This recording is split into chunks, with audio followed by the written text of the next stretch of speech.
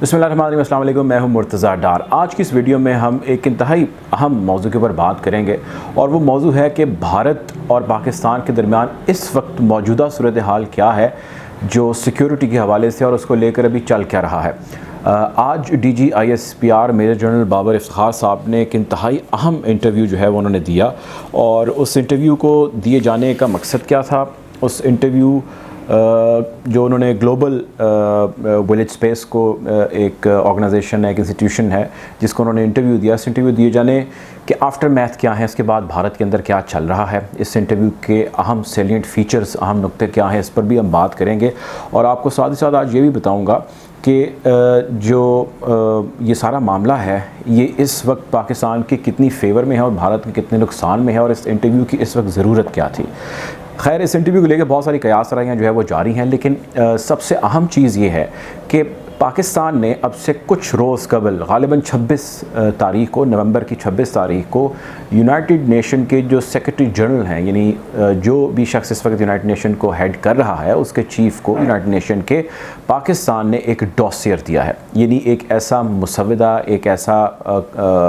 कानूनी जो है एक फ़ाइल उनके हवाले की है, एक ऐसे सबूतों समेत एक उन तक पहुंचाए हैं तमाम सब्सटेंशियल एविडेंसेस जो इस बात की निशानदही कर रहे हैं कि पाकिस्तान के अंदर इस वक्त जो भी इंसर्जेंसी हो रही है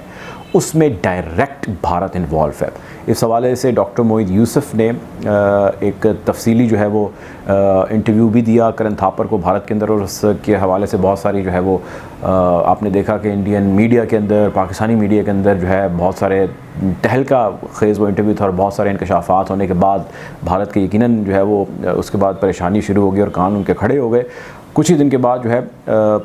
पाकिस्तान ने डॉक्टर मोहम्मद मुनीर, जो पाकिस्तान के इस वक्त रिप्रेजेंटेटिव हैं यूनाइटेड नेशन के अंदर, एक सीनियर एम्बेसडर हैं, उन्होंने वहाँ पे मुलाकात की और मुलाकात करने के बाद उन्होंने वहाँ पर एक डॉसियर जो है यानी वो कानूनी मुसव्वदा सबमिट कराया और उसके अंदर तमाम वो शवाहिद मौजूद थे जिसके बारे में पाकिस्तान ये कहता है कि ये वो सब्सटेंशियल एविडेंसेस हैं, चंद सब्सटेंशियल एविडेंसेस हैं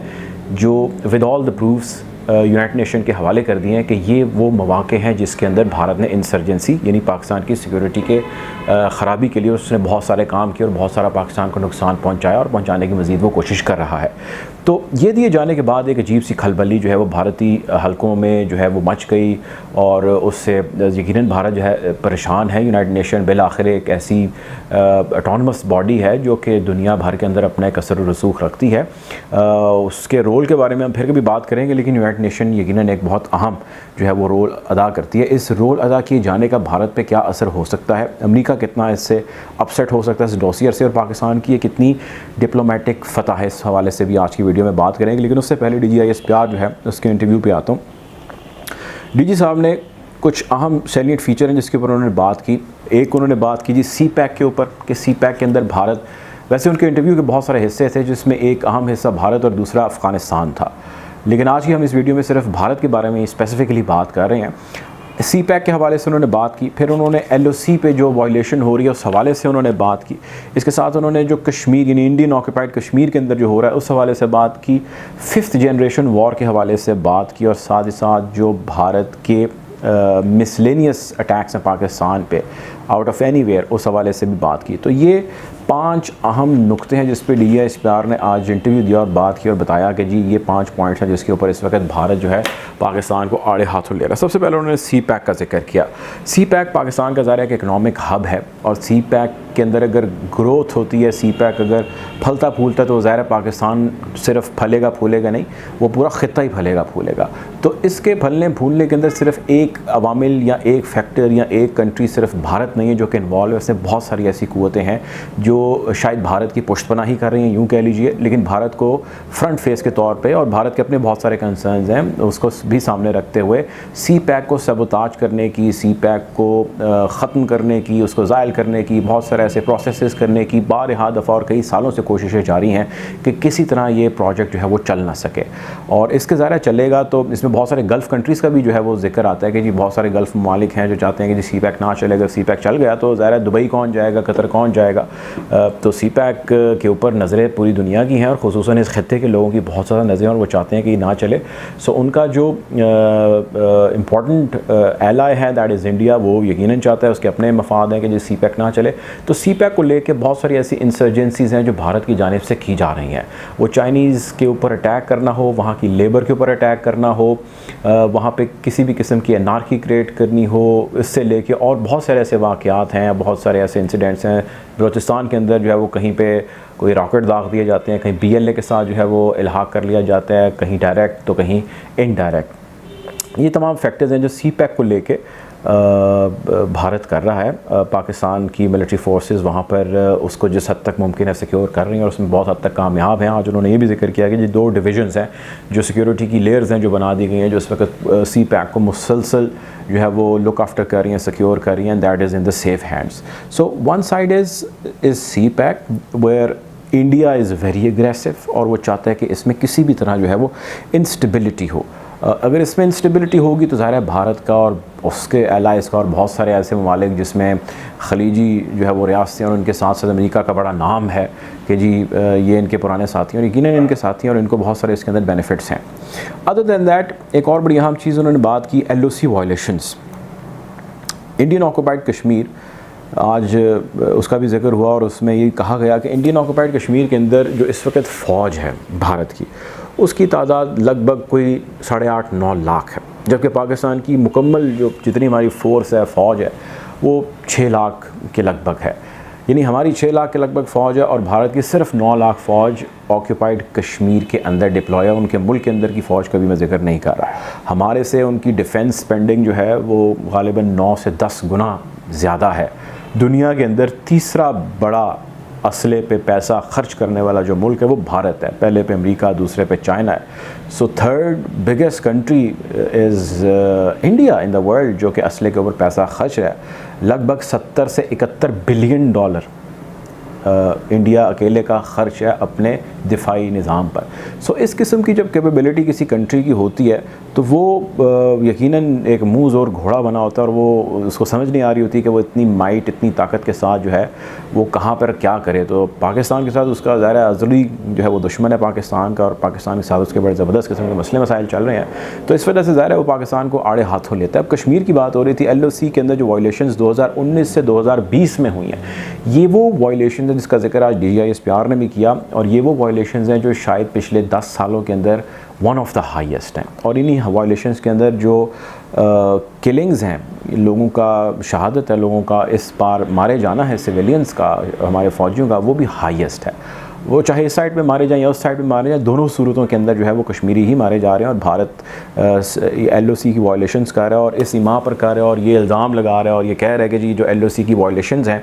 ये हम जो यहाँ से इंसर्जेंसी हो रही है विद इन इंडिया, यानी जो इंडियन ऑक्युपाइड कश्मीर है उसके अंदर यहाँ से कोई मुजाहिदीन जा रहे हैं, कोई अंडर कवर जो है वो मिलिटेंट्स जा रहे हैं, तो हम उनके ख़िलाफ़ एक्शन कर रहे हैं। ये पूरी दुनिया के अंदर एक मंजन है जो भारत बेच रहा है और मुसलसल जो है वो बेची जा रहा है और दुनिया को मैसेज देना चाहता है कि पाकिस्तान एक जो है वो टेरर हब है। किसी तरह वो पाकिस्तान को टेररिस्ट कंट्री डिक्लेयर करना चाहता है। दूसरी अहम चीज़ ये है कि वो इस किस्म की एक्टिविटीज़ करके LOC के ऊपर कश्मीर में जो उसने एक अग्रेशन, एक शिद्दत पसंदाना रवैया कई दहाइयों से अपना रखा है और ख़ुसूसन ये जो 5 अगस्त को 2019 से ऑनवर्ड जो उसने वहाँ पर कर्फ्यू लगाया और वहाँ पर जिस किस्म का वहाँ पर जुल्म, जबर और बर्बरियत का बाज़ार भारत ने गर्म कर रखा है, उसके बाद से लेकर अभी तक भारत को कोई एक ऐसा वेंचर हर वक्त चाहिए जिसमें वो दुनिया की तवज्जो उस पर रख सके, ना कि दुनिया सारी जो है वो कश्मीर पर ध्यान दे सके। ये वो चीज़ है जिसका जिक्र आज अपने इंटरव्यू में DGISPR ने भी किया और कहा। और इस हवाले से DGISPR के अलावा और बहुत सारे जो लोग हैं जो इस सारे को बड़ी करीब से देख रहे हैं वो भी इसका 12 दफ़ा जिक्र कर रहे हैं। फ़ॉरेन ऑफिस जो है वो इसका 12 दफ़ा जो है वो जिक्र कर चुका है। बहरहाल एक बड़ी और अहम चीज़ जिसका जिक्र DGISPR के इंटरव्यू के अंदर भी हुआ और वो हमने दोबारा देखी और उसके हवाले से बहुत रिपोर्ट भी हुआ, वो है 5th जनरेशन वॉर, यानी कि डिजिटल वॉर। भारत पूरी दुनिया के अंदर डिजिटल यानी कि इंटरनेट के ऊपर, सोशल मीडिया के ऊपर बहुत स्ट्रॉन्ग है और पाकिस्तान अभी उससे कोसों दूर है, कोसों पीछे है। उस 5th जनरेशन वॉर की एक रीसेंट एग्ज़ाम्पल आपने देखी जब सिंध पुलिस का मामला हुआ, जब मरियम नवाज़ कैप्टन सफदर का मज़ार कायद पे हाज़िरी हुई और वहाँ पे तकरीर शुरू हो गई और हुल्लड़बाजी हुई और उसके बाद इंटरवीन किया गया और इंटरवीन करके एलेज जो है वो आईजी साहब को अगवा कर लिया गया और उसके बाद आईजी साहब को अगवा करने के बाद कैप्टन सफदर को अरेस्ट कराया गया, जो वो सारा मामला हुआ था। उस सारे मामले के बाद सोशल मीडिया पर यह चीज़ ट्रेंड करने लग गई और ख़ुसूसन इंडिया के अंदर तो ये चीज़ ज़बान ज़देआम हो गई उससे अगले ही रोज़ कि पाकिस्तान में सिविल वॉर शुरू हो गए, सिविल और मिलिट्री क्लैशेस शुरू हो गए हैं, पुलिस और फ़ौज पाकिस्तान की आमने सामने हो गई है। और इसका ज़िक्र आज DGI इस्पियार ने अपने इंटरव्यू में भी किया और ये उसकी एक मिसाल है कि 5th जनरेशन वॉर जिसमें पाकिस्तान अभी भारत से बहुत पीछे है, उसमें एक बहुत बड़ा एडवांटेज भारत को मिलता है पाकिस्तान पे। उसमें पाकिस्तान को बहुत चैलेंजेस का सामना है और भारत पाकिस्तान को उन जगहों पर हिट करता है जहाँ पे पाकिस्तान को सबसे ज़्यादा नुकसान है और स्पेशली पाकिस्तान की मिलिट्री को सबसे ज़्यादा नुकसान है। पाकिस्तान को जो इंटरनेशनली नुकसान है वो फैक्टफ का मामला है, इकॉनमी के मामलात में गड़बड़ और इस किस्म की जो पाकिस्तान की ऐसी प्रैक्टिसेस हैं जिसमें अभी हमें बहुत बेहतरी की ज़रूरत है, उसको बहुत ज़्यादा सोशल मीडिया पर हाईलाइट किया जाता है, उसको स्पेस दी जाती है और डिजिटल पर जो है वो India is way to head. Economy के साथ साथ डिप्लोमेटिक फ्रंट पाकिस्तान का, इंफॉर्मेशन फ्रंट पाकिस्तान का और ऐसी स्पेसिफिक जगह जहाँ पे मिलिट्री किसी भी तरह डायरेक्ट या इनडायरेक्ट इन्वॉल्व हो, उस चीज़ को इंडिया बहुत ज़्यादा स्पेस देता है। सो 5th जनरेशन वॉर के अंदर पाकिस्तान की जो स्टैंडिंग है वो अभी यकीनन भारत से बहुत पीछे है, बट पाकिस्तान को बहुत सारे जो है इसके अंदर चैलेंजेस का सामना है। इंडिया इस वक्त ये चाहता है और ये वो कर रहा है कि वो कुलभूषण यादव हो या वो कोई भी ऐसा स्पाई हो जो पकड़ा गया है, जो नहीं पकड़ा गया, वो पूरी पाकिस्तान की चारों तरफ से नाकाबंदी किए बैठा है और पाकिस्तान की मिलिट्री और इंटेलिजेंस एजेंसीज़ को बारहा दफ़ा जो है वो चैलेंज करता है और उसको हर दफ़ा जो है वो मुंह की यकीनन खाना पड़ती है। इस सब के बावजूद पाकिस्तान की मिलिट्री और सिविल क़यादत जो है वो एक पेज पर है, हमें दिखती है और इस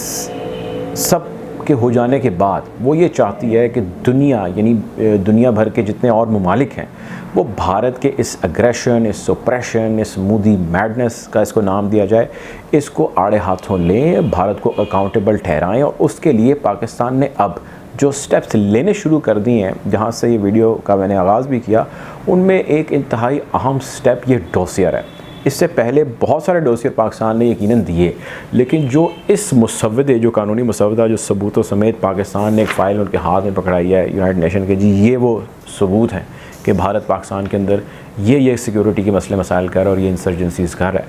उसके बाद से भारत जो है वो सुपर एक्टिव है और पाकिस्तान को यकीनन वो आड़े हाथों ले और पाकिस्तान की इंटेलिजेंस एजेंसीज़ उससे अवेयर हैं, क्योंकि जब ये इन्होंने सबूत दिए उसका एक्शन और उस रिएक्शन पर क्या होना था इसके हवाले से भी पाकिस्तान की जो है फोर्सेस प्रिपेयर्ड थी। बहरहाल हम आपको इस हवाले से मज़ीद जो है यकीनन अपडेट करते रहेंगे और बहुत सारी हमारी ऐसी एपिसोड्स आएंगी जिसके अंदर हम भारत का जो एक मकरू चेहरा है वो दुनिया के सामने यकीनन बेनकाब करेंगे और जो मोदी मैडनेस है उसको भी दुनिया के सामने यकीनन जो है वो नकाब करेंगे। अब तक के लिए इतना ही, अपना ख्याल रखिएगा। अल्लाह हाफ़िज़।